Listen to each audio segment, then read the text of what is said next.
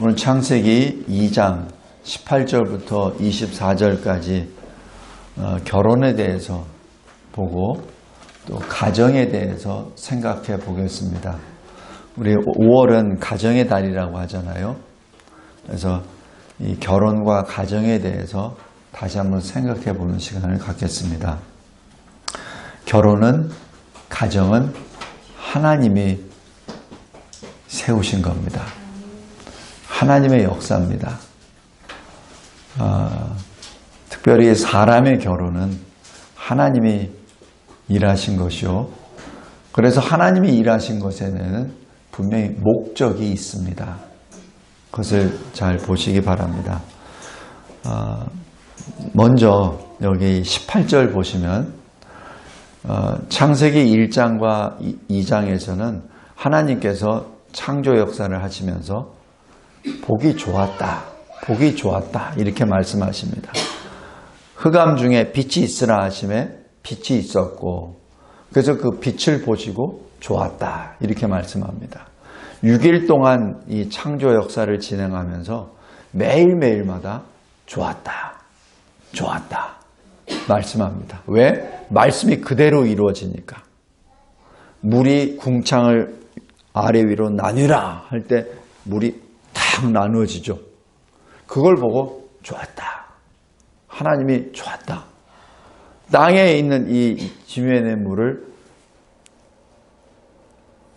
한쪽으로 모아져라 하니까 한쪽으로 모아지니까 모아진 데는 바다가 되고 드러난 데는 묻이 되고 하나님이 보시기에 좋았다 말씀하십니다. 그리고 넷째 날에는 어떻게 되죠? 하늘에 명령을 하죠. 해, 달, 별들 있으라 하심에 쫙 퍼집니다. 그러니까 하나님의 말씀이 선포될 때 그대로 이루어집니다.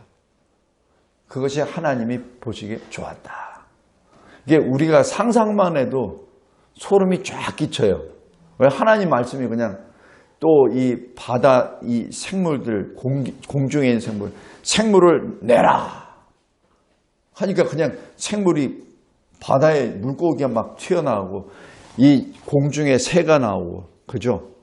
하나님의 말씀 한마디에 마지막 날에 육지의 식물들을 내라 하니까 바로 나오잖아요.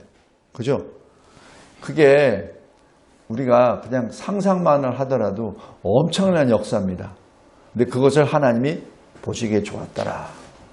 근데 여기서 한 가지 힌트. 하나님이 뭘 좋아하시냐고요? 해와 달과 별의 아름다움? 아니에요. 하나님이 진정으로 좋아하시는 게 뭔지 아세요? 말씀 순종입니다. 왜 하나님이 보시기에 좋았다라고 하십니까? 말씀대로 그대로 이루어지니까 좋다는 거죠. 그죠? 우리 잘 생각해 봐야 돼요. 왜 하나님이 이렇게 말씀을 주셨나? 그걸 잘 생각해야 됩니다. 굳이 하나님께서 이 창조를 이렇게 하셨다고 사람들에게 알려주실 필요 없어요. 전혀 이유가 없어요. 그런데 왜 하나님이 이것을 말씀해 주셨죠? 왜 그리고 하나님이 여호와 보시기에 좋았다라는 말까지 왜 기록하게 하셨죠? 그거는 여호와 보시기에 좋았다라는 것은 누가 얘기해서 아는 겁니까? 하나님이 말씀하셔서 아는 거예요. 하나님이 좋으신 거를 누가 알아요? 하나님이 말씀하셨으니까 알지. 우리 인간은 알 수가 없어요. 근데 왜 하나님이 보시기에 좋았다라는 걸 왜 알려주셨을까? 왜?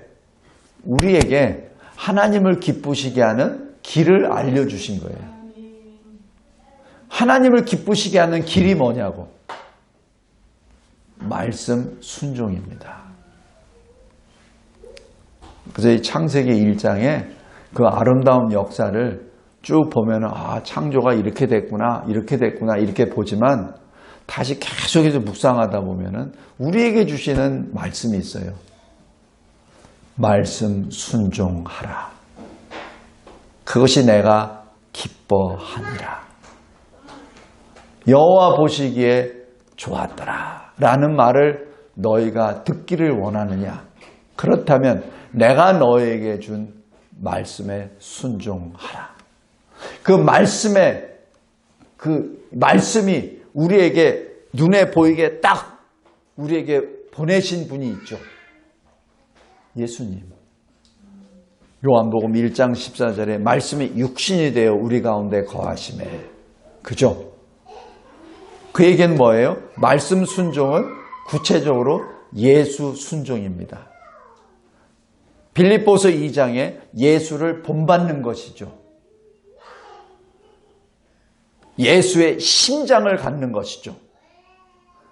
예수의 마음을 본받는 것이죠. 그것이 말씀 순종입니다. 어떻게 하나님을 기쁘시게 하냐고요? 어떻게 하나님께 영광을 나타내냐고요? 말씀 순종입니다. 예수를 본받는 것이죠. 내 손과 발로 예수를 본받는 척 하는 것이 아니라 내 심장이 예수의 심장이 되어 살 때 그것이 가능합니다. 오늘 여기 2장 18절에 이상한 말씀을 하세요. 좋지 아니하니라는 말씀합니다. 하나님께서 여태까지 좋았다 하셨는데 아직 뱀도 나타나기도 전에 2장에서 좋지 않다라는 하나님이 말씀하십니다. 이것이 창조 역사에 굉장히 중요한 한 국면입니다. 뭐가 좋지 않다는 얘기입니까? 아담이 혼자 있는 것이. 이 아담은 지금 현재 우리와 같은 모습을 가졌지만 우리와 같은 무능한 자가 아니에요. 아담은 굉장한 능력을 가진 자입니다. 어느 정도 능력이냐면 갑자기 하나님이 아담을 에덴 동산 중앙에 딱 세워놓고 생물들을 쭉 지나가게 하십니다. 만약에 제가 아담이라면 죄가 없었을 테니까 턱 깨고 앉아서 아니면 어디 좋은데 그늘에 앉아가지고 오 멋있네. 하나님이 생물들 많이 지으셨네. 저놈은 저렇게 생겼고 저놈 참 희한하네 하면서 사진기 가지고 사진 찍고 뭘 그렇게 했었을 거예요. 그러나 아담은 그렇지 않습니다. 아담은 그것이 아니라 지나가는 생물들에게 이름을 딱딱 주십니다. 왜 그런 줄 아세요? 아담은 나 같은 이 모습이 아니라 하나님과 연합된 사람이기에 하나님의 마음을 알아요. 왜 하나님이 나에게 이 생물들을 보내주셨는지 그 하나님의 뜻을 압니다. 그 뜻이 뭐냐면 여기 19절에 나와 있어요. 잘 보십시오. 아담이 무엇이라고 부르나 보시려고 나옵니다. 그러니까 하나님의 마음이 그거예요. 하나님은 모든 이 생물들을 아담이 이름을 불러주셔서 이끌어 나아가죠. 통치하기를 원하십니다. 하나님이 아담에게 그렇게 일일이 말씀 안 해요. 내가 너에게 통치권을 줬으니까 짐승들 이름을 다 불러주고 잘 다스리게 해. 이런 말씀 안 해요. 아무것도 안 하십니다. 그냥 이끌어서 딱 주십니다. 아담은 하나님의 마음을 알아요. 그러니까 바로바로 넌 독수리, 너는 뱀, 너는 사자 이름을 주면서 그러면서 왕임을 나타냅니다. 통치자임을 나타냅니다. 왜? 하나님과 아담은 하나가 되기 때문에. 하나가 되기 때문에. 성도 여러분, 우리도 그리스도 안에서 하나가 된 사람입니다. 우리 성찬식 조금 있으면 성찬식 할 텐데 성찬식이 뭐예요? 주님의 피와 주님의 살을 상징하는 떡과 포도주를 마시잖아요. 그죠? 그럼 뭐예요? 내가 주님과 하나가 됐다는 눈으로 보이는 말씀이죠. 그러니까 우리도 당연히 주님을 통해서 주님 안에서 하나님의 마음을 우리가 알게 되죠. 세상 사람들하고는 달라요. 세상 사람들 앞에 많은 짐승들이 왔을 때는 구경거리가 되고 그리고 그것을 어떻게 연구하려고 애를 쓰죠. 그러나 하나님의 사람 아담에게는 그것은 왕이 된다는 그 사인을 통해서 그들에게 이름을 붙여주십니다. 그러한 아담입니다. 그런데 주님이 하나님께서 그런데 그런 능력의 아담도 혼자 있는 것이 좋지 않다라고 보신 겁니다.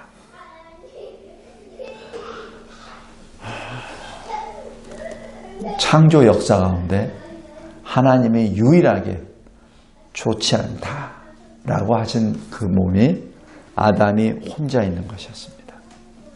두 번째, 그래서 하나님이 아담에게 배우자를 이끌어 주십니다.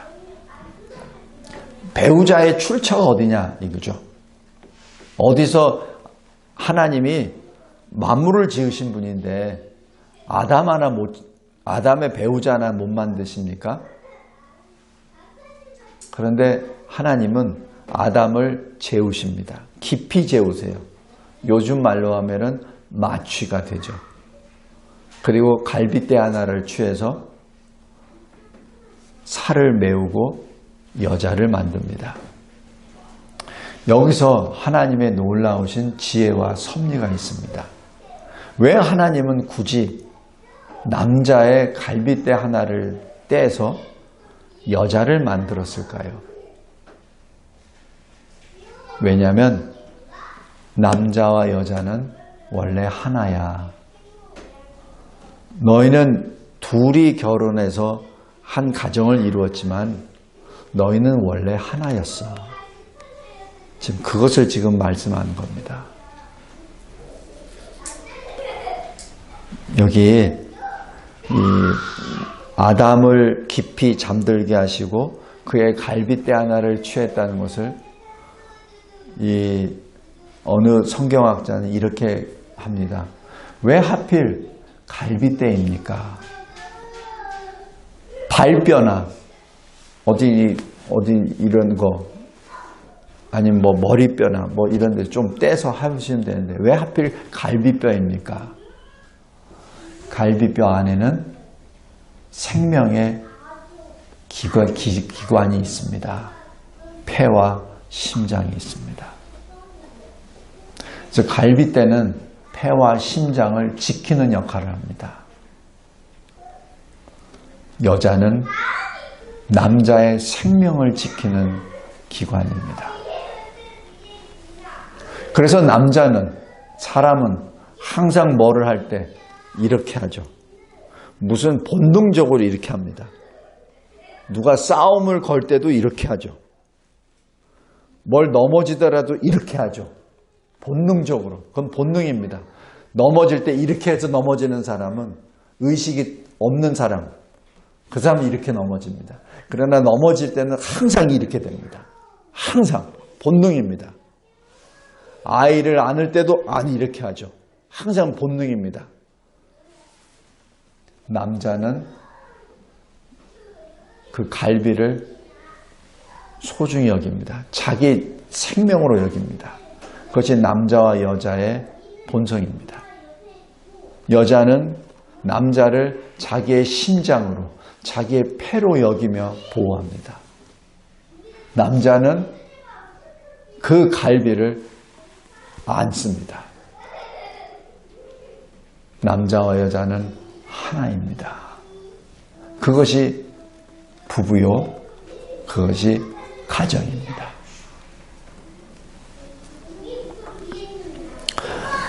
이것을 예수님이 해석해 주십니다. 마가복음 10장 한번 보십시오. 마가복음 10장.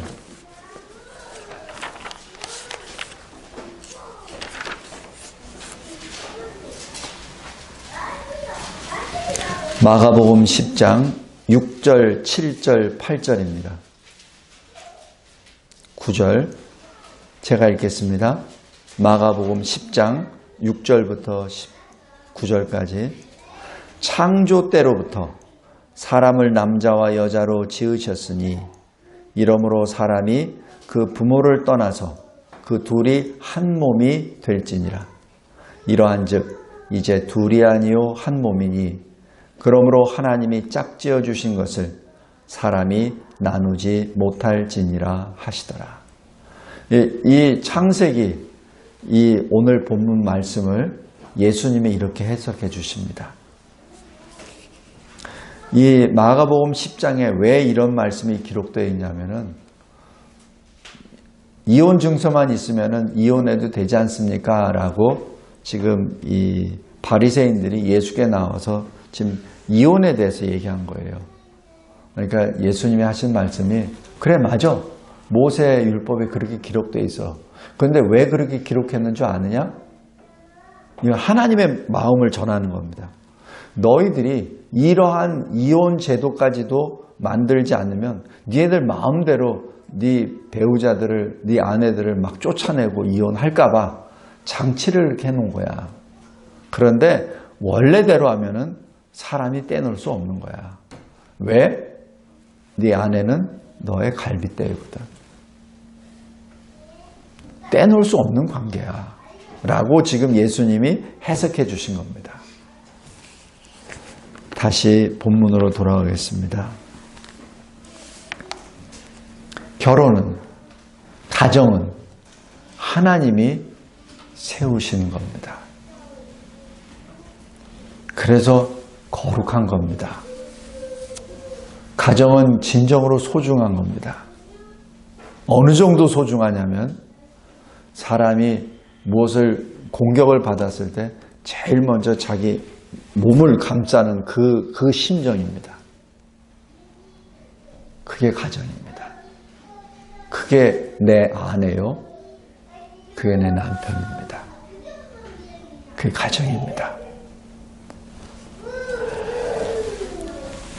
그래서 세 번째, 예수님을 통해서 교훈을 받은 사도 바울이 성령의 능력으로 에베소서 5장에 이렇게 말씀합니다. 그리스도와 교회의 관계가 남편과 아내의 관계다라고 그렇게 말을 합니다. 우리 에베소서 5장 잠깐 보시기 바랍니다.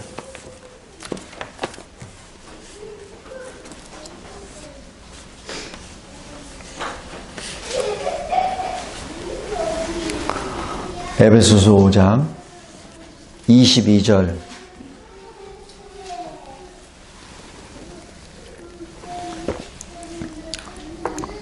아내들이여 자기 남편에게 복종하기를 죽게 하듯 하라.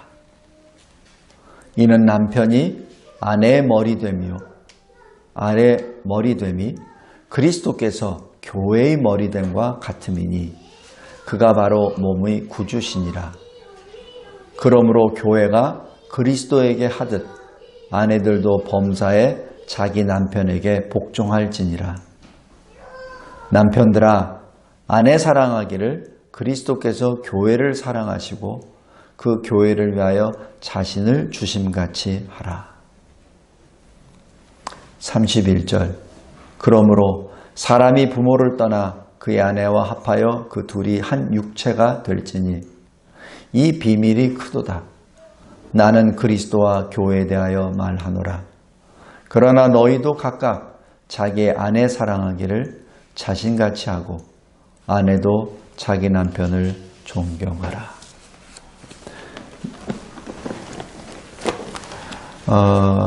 여기 창세기 여기 3장 보십시오. 창세기 3장에 우리가 잘 알고 있는 가인, 아벨, 가인과 아벨은 4장이죠. 3장에서는 뱀이 나오죠.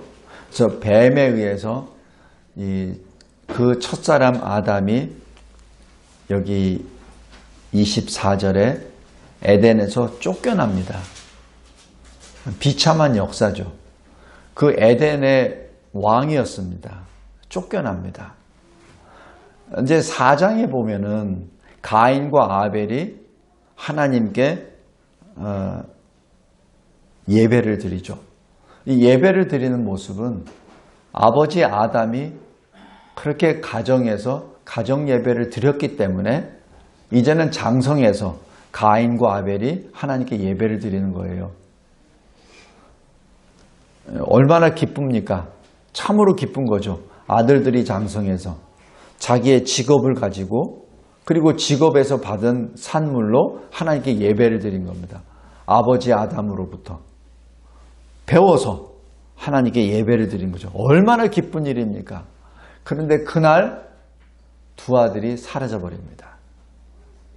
큰 아들이 작은 아들을 죽이죠. 작은 아들은 흙으로 돌아가고 큰 아들은 여호와 앞을 떠나버립니다. 그죠? 그것이 여기 창세기 4장 16절입니다. 하나님이 가인에게 살 길을 열어주세요. 왜냐하면 살인자이기 때문에 분명히 어떻게 될 것인데 그래서 두렵다 이렇게 말을 하니까 하나님이 가인에게 표를 주시고 살인자지만 살 수 있는 길을 열어주십니다. 그렇다면 어떻게 돼야 돼요? 하나님께 감사합니다. 하나님께 잘못했습니다. 감사와 회개를 해야 되잖아요. 그죠? 하나님께 그렇게 하나님이 길을 열어주셨으면 하나님 앞에 잘못했습니다. 하나님 잘못했습니다. 우리 이게 살 길을 열어줘야 감사합니다. 이제 남은 여생은 늘 하나님과 함께 동행하겠습니다. 이게 원래 나와야 되는 반응 아니에요? 그죠? 그런데 18절에 가인이 하나님을 떠나버립니다. 그러니까 한날 한시에 아담에게는 두 아들을 잃어버립니다. 비참한 거예요. 근데 여기 기록이 없어요. 아담이 얼마나 슬퍼했는지, 하와가 얼마나 마음을 찢으며 또 슬퍼했는지 기록이 없습니다. 왜냐하면 아담에게는 슬퍼할 수 있는 마음이 들지 않습니다. 두 아들이 이렇게 사라진 것은 자기의 죄 때문에 그런 거거든요. 자기의 죄 때문에. 다윗이 압살롬이 반역을 해서 막 쫓겨갔을 때 다윗이 슬퍼했지만은 진정으로 그 아들 압살롬을 어떻게 해야 되겠다는 얘기 생각이 없어요. 보통 같으면 압살롬을 어떻게 붙잡아서 저 반역한 놈을 어떻게 처단할까 라고 생각할 텐데 다윗에겐 그런 마음이 없어요. 왜 그런 줄 아세요? 다윗을 누르고 있었던 것은 압살롬의 반역이 아니라 자기의 죄입니다. 자기의 죄가 너무 무겁기 때문에 자기 죄 때문에 압살롬이 이렇게 반역했다는 것을 알기 때문에 하나님 앞에 머리를 풀어헤치며 회개 기도합니다. 압살롬을 어떻게 제압할까가 아니에요. 사무엘 잘 보십시오. 보통 사람들은 그렇게 얘기 안 합니다. 어떻게 하면 저놈을 내가 제압할까? 근데 다윗의 반응은 머리를 풀어헤치고 신을 벗고 맨발로 산을 오르며 회개 기도하며 눈물로 계속 하나님께 기도합니다. 그러니까 나중에 압살롬이 죽은 다음에도 압살롬아 내 아들 압살롬아 하는 이유가 거기에 있어요. 육신적으로 보면은 그것은 반역자이네 처단해야 되죠. 그러나 그 압살롬이 되게 한 원인은 자기 죄 때문에 그렇다는 것을 알기 때문에. 이 아담도 마찬가지입니다. 그래서 여기 슬퍼한 것이 아무것도 없어요. 기록할 수도 없었죠. 그런데 여기 창세기 4장 25절에 하나님이 다시 은혜를 베풀어 주십니다. 아담이 다시 자기 아내와 동침하매 그가 아들을 낳아 그의 이름을 셋이라 하였으니 이는 하나님이 내게 가인이 죽인 아벨 대신에 다른 씨를 주셨다 함이며. 이게 기록되어 있으니까 이런 말이 하지. 가인이 누구예요? 자기 첫아들이잖아요. 큰아들, 장자잖아요. 아벨은 누구예요? 둘째 아들이잖아요. 여기서 내 첫아들이 둘째 아들을 죽였다, 이런 얘기 없습니다. 가인이 아벨을 이렇게 표현합니다. 왜? 내 아들이기 전에 하나님이 행하신, 하나님이 허용하신 일이다라는 것을 여기서 고백하는 거죠. 그러면서 26절에 셋 또 아들을 낳고 그 이름을 에노스라 하였으며 그때 사람들이 비로소 여호와의 이름을 불렀더라. 여기서 여호와의 이름을 불렀다라는 얘기는 공적 예배를 드리기 시작했다는 얘기입니다. 우리 다시 한번 잘 생각해 보십시오. 4장은 진정으로 비참한 역사의 기록입니다. 근데 그 비참한 기록의 역사를 전환시키는 터닝 포인트가 바로 이 26절입니다. 왜 하나님께서는 이 사건을 기록하게 하셨습니까? 왜냐하면 이 사건이 하나님이 앞에서 하나님이 보시기에 좋았더라 라는 그 뜻이 지금 배어져 있습니다. 우리가 왜 예배를 생명으로 여기는 줄 아세요? 하나님이 예배를 기뻐하시기 때문에 그렇습니다. 하나님이 예배드리는 우리를 기뻐하십니다. 우리 요한복음 4장 한번 보세요.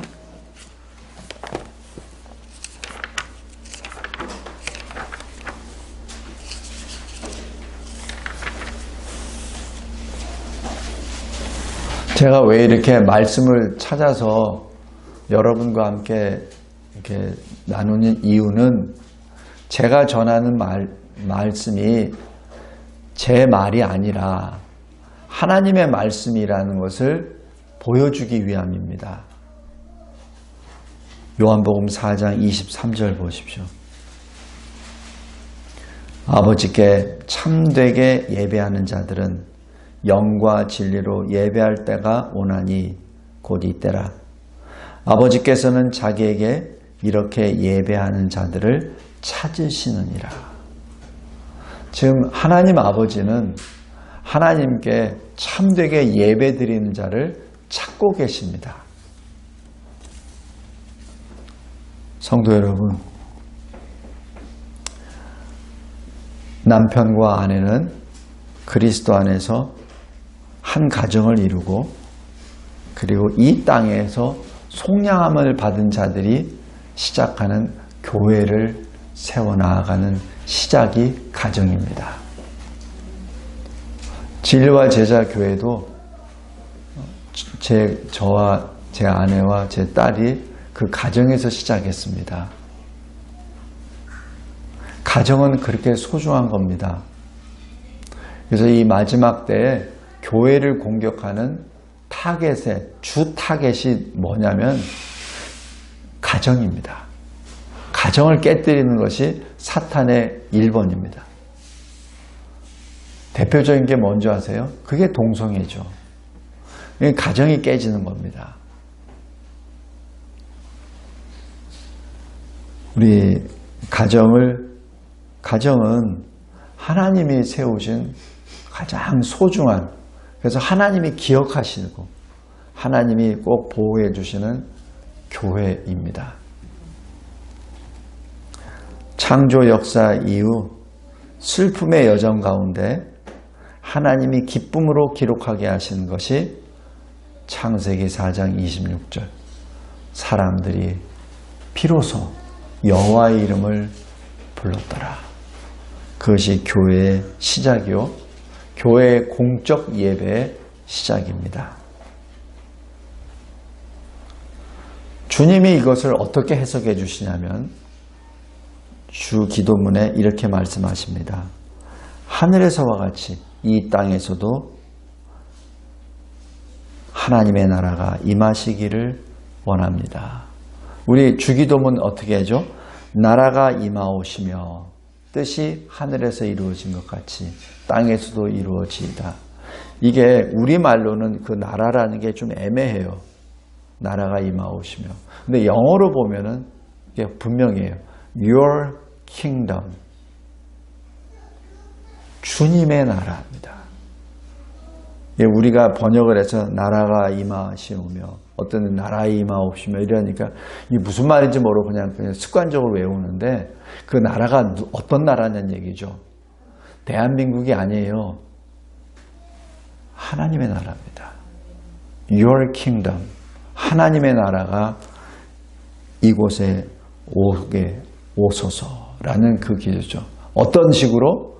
저 천국에 하늘에서 하나님의 나라를 세우셨듯이 이 땅에서도 하나님의 나라가 이루어지이다 라는 그 말씀입니다. 그 나라가 도대체 무엇입니까? 교회입니다. 대한민국이 아니에요. 어떤 그 기관이 아닙니다. 교회입니다. 그래서 에베소서에 나오잖아요. 머리가 주님, 몸은 교회.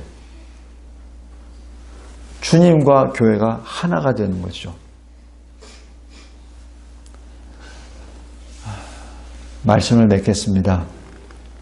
창세기 2장 18절부터 24절까지 주님께서는 우리의 결혼과 우리의 가정이 얼마나 소중하다는 것을 알려주시고 에베소서 5장을 통하여 그 관계가 바로 그리스도와 교회라는 관계를 알려주십니다.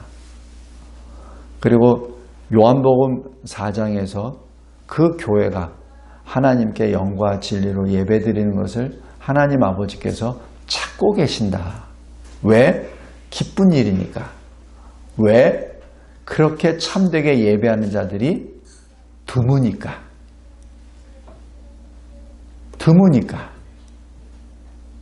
그러니까 예배를 그렇게 드리는 자들을 기뻐하시고 찾으신다고 표현하잖아요. 이 마지막 때에 하나님의 아버지의 마음에 기쁨을 주는 그러한 교회와 그리고 성도들이 되시기를 바랍니다.